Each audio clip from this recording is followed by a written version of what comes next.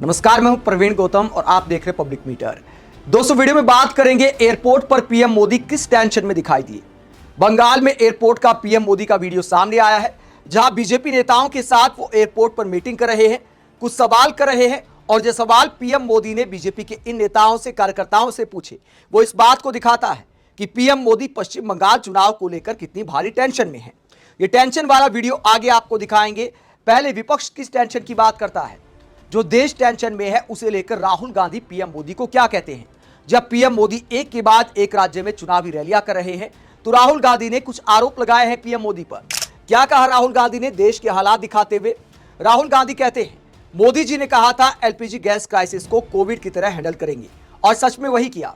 बिल्कुल कोविड के जैसे ही नीति शून्य घोषणा बढ़ी और बोझ गरीबों पर।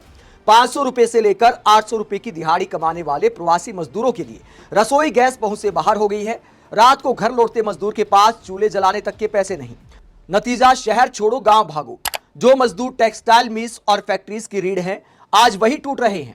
टेक्सटाइल सेक्टर पहले से आईसीयू में है, मैन्युफैक्चरिंग दम तोड़ रही है। और यह संकट आया कहां से?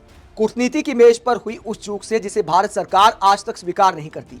जब अहंकार नीति बन जाए, अर्थव्यवस्था चरमराती है, मजदूर पलायन करते हैं, उद्योग बर्बाद होते हैं और देश दशकों पीछे धकेल दिया जाता है। सवाल एक ही है, हर संकट में सबसे पहले गरीब क्यों मरता है?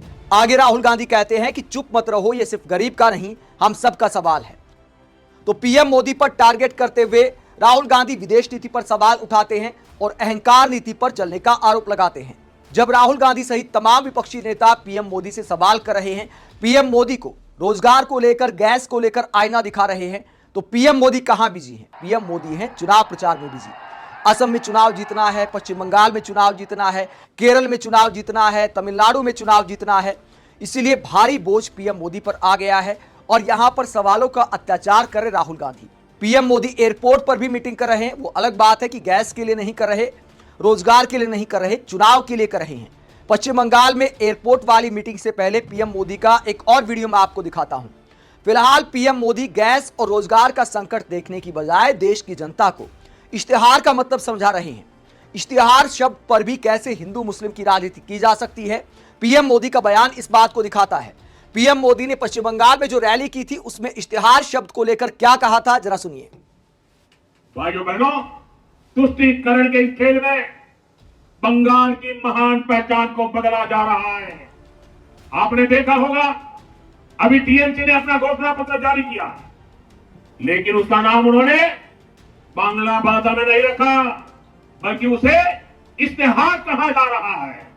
आप सोचिए, ये कैसे बंगाल की पहचान को बदल रहे हैं। आप जानते हैं ना, इश्तिहार का इस्तेमाल बंगाल में किस लिए हुआ था? 1905 में मजहबी ताकतों ने बंगाल में लाल इश्तिहार जारी किया था। उसके बाद हिंदुओं का नरसंहार किया गया था। टीएमसी हमें उसी की याद दिलाना चाहती है।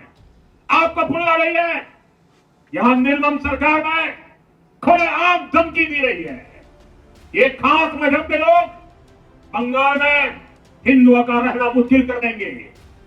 तुष्टीकरण का ऐसा घिनौना खेल बंगाल के सम्मान और बंगाल की संस्कृति को मिटाने का ऐसा षड्यंत्र, लेकिन अब बहुत हो गया। अब बंगाल की पहचान बदलने वालों की विदाई बंगाल ने तय कर ली है। दोस्तों, अपने आप में कितना शर्मनाक है कि प्रधानमंत्री किस तरह की राजनीति कर रहे हैं। चुनावी रैली में कहते हैं, हिंदुओं के लिए कहते हैं, एक खास मजहब के लोग आपका जीना मुश्किल कर देंगे। क्या प्रधानमंत्री को इस तरह के शब्दों का इस्तेमाल करना चाहिए? जहां तक इश्तिहार शब्द के इस्तेमाल की बात है घोषणा पत्र के लिए, तो टीएमसी ने 3 भाषाओं में अपना घोषणा पत्र जारी किया। हिंदी में घोषणा पत्र नाम दिया गया है, अंग्रेजी में मैनिफेस्टो नाम दिया गया है, बंगाली वाला जो संस्करण है उसमें इश्तिहार शब्द का इस्तेमाल किया गया है। लेकिन क्या इश्तिहार शब्द को लाल इश्तिहार से जोड़ना सही है? मतलब इस बात का तुक क्या बनता है? डायरेक्ट 1905 में पहुंच गए कि लाल इश्तिहार के नाम से क्या हुआ था, हिंदुओं का नरसंहार किया गया था। क्या प्रधानमंत्री इस तरह की बचकाना बातें करेंगे? हिंदू मुस्लिम की राजनीति के लिए क्या ऐसी बेतुकी बातें की जाएंगी? इश्तिहार शब्द का मतलब होता है मुनादी, घोषणा पत्र। तो इश्तिहार एक शब्द है, उसको लाल इश्तिहार से जोड़ना अपने आप में यह दिखाता है कि सामने बैठी पब्लिक को पीएम मोदी ने कितना मूर्ख समझ लिया है। जिन लोगों को इतिहास की इतनी जानकारी नहीं है, 95% से ज्यादा जनता तो लाल इश्तिहार के बारे में जानती तक नहीं होगी। तो इस तरह की बातें प्रधानमंत्री करे कि देखिए लाल इश्तिहार कभी जारी हुआ था तो इश्तिहार शब्द का इस्तेमाल पश्चिम बंगाल की सभ्यता के खिलाफ किया गया है। इन बातों का तुक क्या बनता है? क्या प्रधानमंत्री इतनी हल्की बातें करेंगे चुनावी रैली में? जब देश संकट में है, दुनिया संकट में है, यहां इश्तिहार शब्द को लेकर हिंदू मुसलमान की राजनीति प्रधानमंत्री कर रहे हैं। और फिर आरोप क्या लगाते हैं? फिर आरोप लगाते कि विपक्ष को चुनाव की पड़ी है। एक और बयान मैं आपको सुनाता हूं। खुद गैस संकट के बीच दुनिया में युद्ध छिड़ा है, उस सब के बीच जब भारत 140 करोड़ से ज्यादा आबादी का देश है, दुनिया उम्मीद करती है कि भारत बिचौलिए की भूमिका निभाए। भारत के प्रधानमंत्री नरेंद्र मोदी इस युद्ध को रोकने की कोशिश करें। पीएम मोदी राज्य दर राज्य चुनाव प्रचार में जुटे हैं और फिर दूसरों पर आरोप लगाते हैं कि इन सबको चुनाव की पड़ी है। क्या कहा था पीएम मोदी ने एक और रैली में, जरा सुनिए। चुनाव जीतने के लिए, मोदी को गाली देने के लिए कांग्रेस 1 करोड़ प्रवासियों का जीवन संकट में डालने को तैयार बैठी है। उधर ईरान में हमारे फिशरमैन केरल के हैं, तमिलनाडु के हैं, गोवा के हैं, आंध्र तेलंगाना के हैं, पुडुचेरी के हैं, उनकी जिंदगी खतरे में।